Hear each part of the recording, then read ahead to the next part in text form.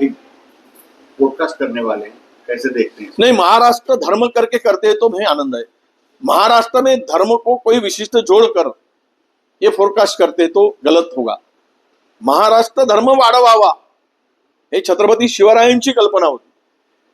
महाराष्ट्र धर्म म्हणजे काय? नीती महाराजांची आणलेली, महाराजांची जी काही त्यावेळची संकल्पना होती धर्माच्या संदर्भात, की शेतकऱ्यांच्या देठाला सुद्धा हात लावू नका, परस्त्री ही माते समान आहे, शत्रू मोठा असेल तरी, कितीही मोठा असेल तरी त्याला पुरताना ज्या वेळेस अफजल खानाचा कोथळा छत्रपती शिवरायांनी काढला त्यावेळेस त्याची समाधी पायथ्याशी बांधली, पायथ्याशी बांधली। त्यामुळे आपला धर्म श्रेष्ठ आहे पण इतरांचा धर्म वाईट नाही, म्हणून मस्जिदीसाठी सुद्धा छत्रपती शिवरायांनी दुरुस्ती करण्याचं काम केलं। महाराजांनी कधी एकही मस्जिद पाडल्याचं उदाहरण नाही।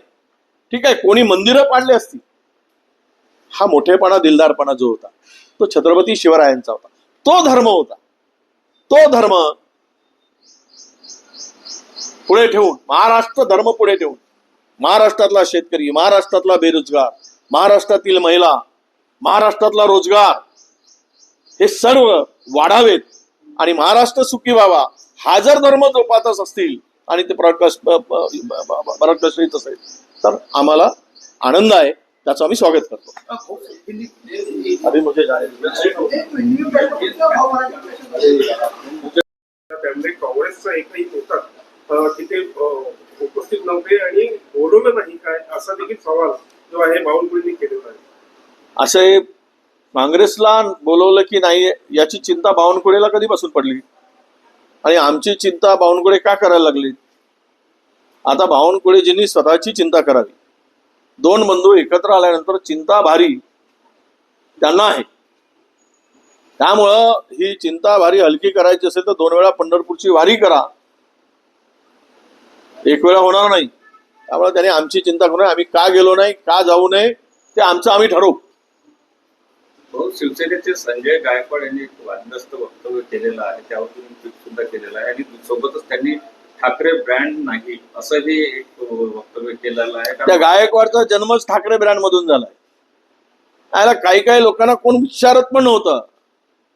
आहे बाळासाहेबांची कृपा होती, विजय वडेट्टीवार सारखा माणूस आज काँग्रेसचा नेता झालाय, पण सुरुवात जी केली ती बाळासाहेब ठाकरेमुळे झाली। कधीच ठाकरेंनी जात पात धर्मपंथ पाहिला नाही बाळासाहेबांनी, आणि तो वेगळा विषय आहे। आता अलीकडे 2 भाऊ एकत्र आल्यामुळे इतका पोटशूळ आणि इतकी वेदना यांना काय होते तर यांचं यांना माहीत, आम्हाला त्या संदर्भात काही बोलायचं नाही। पण छत्रपती शिवरायांचं नाव घेऊन, जिजाऊंचं नाव घेऊन भाषेच्या याच्यानी त्यांना मूर्ख होते का म्हणणं म्हणजे याच्या अकलेचे दिवाळे निघाले। अशी माणसं सत्तेमध्ये तयार झाली की सातत्यानं महापुरुषाचं नाव घेऊन त्यांचा अवमान करण्याची अवलादच आता जास्त व्हायला लागली, आणि ही अवलाद महापुरुषांचा अवमान करणारी हीच या सत्ताधाऱ्यांना बुडवणार आहे आणि यांचा सुपडा साफ करेल। छत्रपती शिवराय हे आमचे दैवत आहे, मा जिजाऊ ह्या आमच्या स्मृतिस्थान आहे, आणि त्यांच्या संदर्भात त्यांना मूर्ख म्हणून संबोधून एखादं उदाहरण देणं म्हणजेच हा जगातील वेळा माणूस आहे असा त्याचा अर्थ होतो जो कोणी बोलेल। भाषेसाठी नाही तर येणाऱ्या निवडणुकांसाठी मनधरणी झाली अशा प्रकारचे ठाकरे बंधू एकत्र येण्यावर आशिष शेलार यांनी टीका केली। आता हे जे करतायत धर्म हे कशासाठी करतायत? यांच्या मनात धर्म आहे काय? भाजपच्या उष्णा धर्म आणून स्वतःचं पोट भरण्यासाठी धर्माचा वापर करतायत, स्वतःची राजकीय पोळी शेकण्यासाठी वापर करतायत।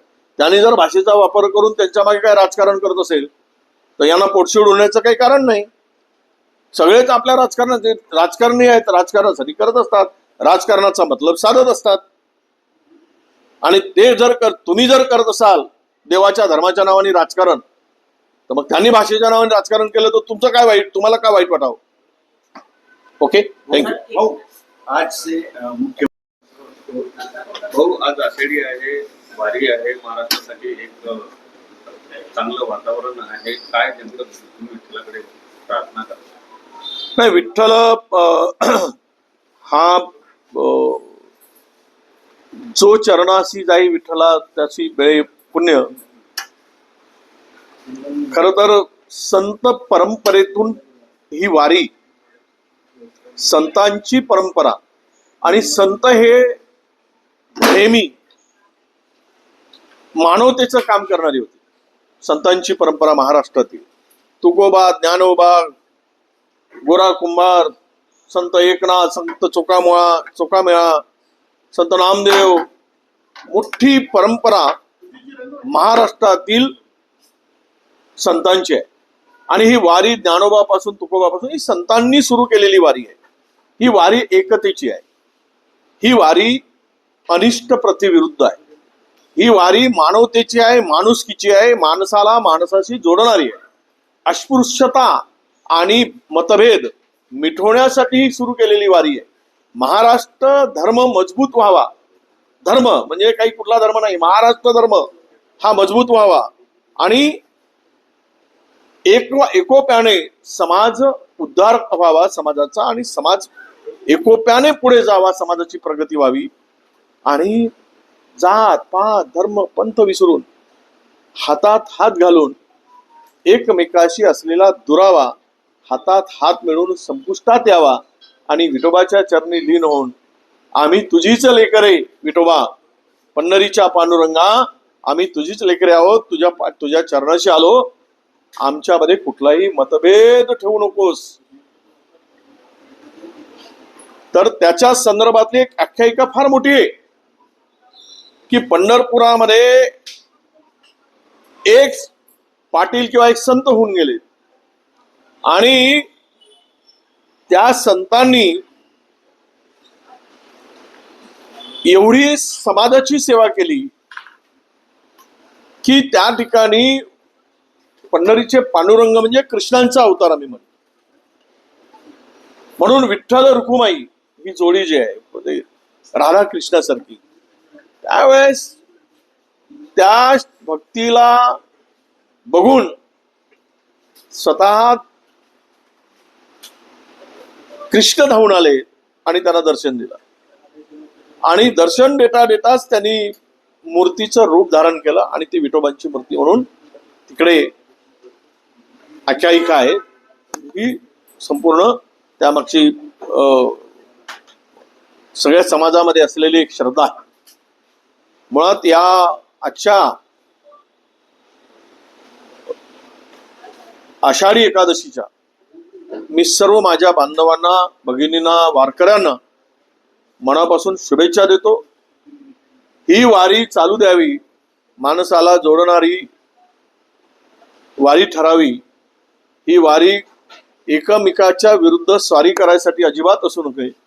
तर ही वारी अशीच मतभेद माणसाच्या मनातील द्वेष संपवून तुझेही पाऊल माझेही पाऊल पंढरीच्या पांडुरंगाकडे जात असताना ते पाऊल प्रगतीचं ठरावं, एकात्मतेचं ठरावं, एकरूपतेचं ठरावं, विषमता संपुष्टात आणणारं ठरावं. अशीच ती वारीची जी आख्यायिका तशीच चालत राहो, आणि पंढरीचा पांडुरंग महाराष्ट्राला सुख समृद्धी देण्यासाठी, महाराष्ट्राला निरोगी करण्यासाठी पांडुरंगाचा आशीर्वाद सदैव महाराष्ट्राच्या पाठीमागे राहो, अशी ईश्वर चरणी पांडुरंगाच्या चरणी प्रार्थना करतो. काल